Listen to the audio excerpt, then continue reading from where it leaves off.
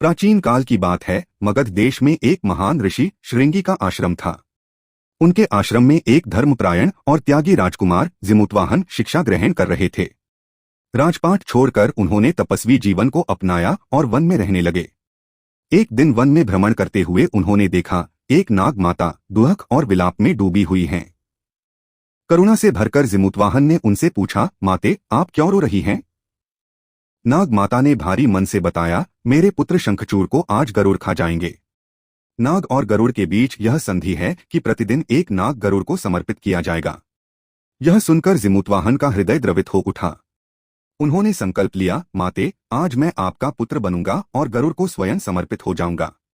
अगली सुबह जिमुतवाहन एक चट्टान पर लेट गए, गरुड़ के लिए प्रतीक्षारत। गरुड़ आए, उन्होंने उसे पंजों में पकड़ लिया। परंतु जब उन्होंने देखा कि यह कोई नाग नहीं बल्कि एक मनुष्य है तो उन्होंने हैरानी से पूछा, तुम कौन हो?